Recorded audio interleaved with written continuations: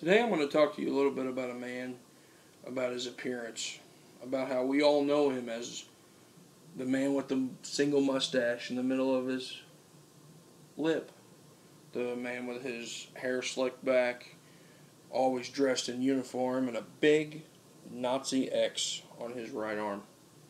We all know him as Adolf Hitler. The way that we see him is a dictator, a great man who was a good speaker. However, he was a manipulator. He liked to manipulate people into committing murder. He was responsible for over 50 million deaths during World War II. 2 million of those deaths was Jewish people. Hitler died in a way that no other man nor woman should ever die in. They should never die the way that that man died. But right now, let's talk a little bit about Adolf Hitler, about the early life of him. How was he as a child? Well, I'll tell you. Adolf Hitler was a person that was very socially awkward as a child. He didn't access well in school.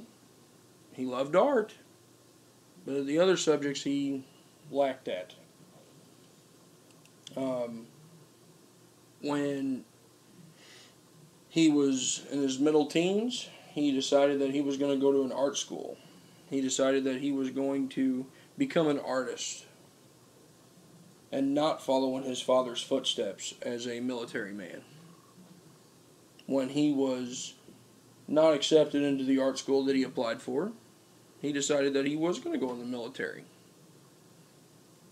But let's talk a little bit about his family, about his home life. Adolf Hitler was not a favorite of his mother and father. He was abused as a child. His father was very powerful, wanted to show his children that he was in charge. So do you think that that's where he come from, and why he was so power hungry? So that brings me to my next subject.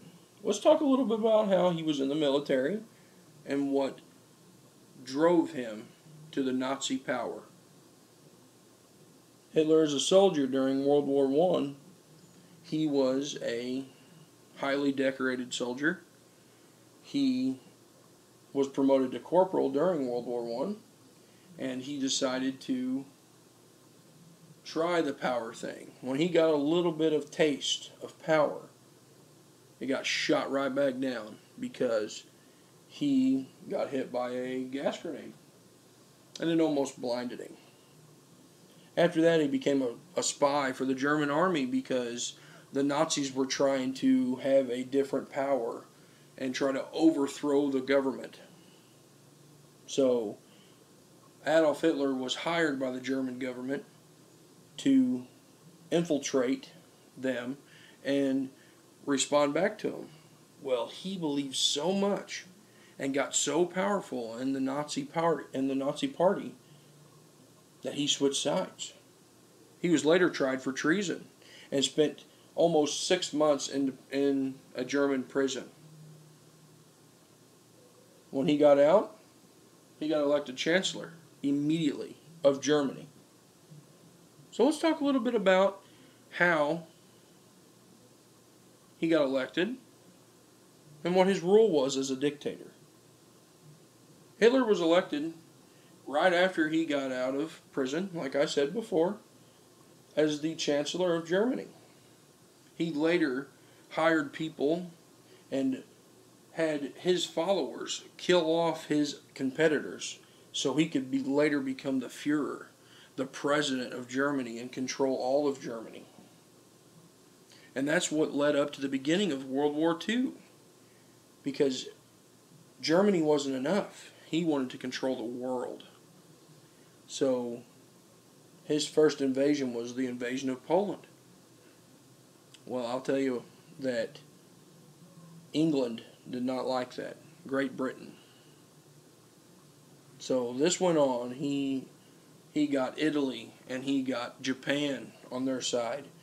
And Japan later declared war against the United States. But that's another speech. Let's not do that. Let's get back on topic. So the end of World War II was in 1945.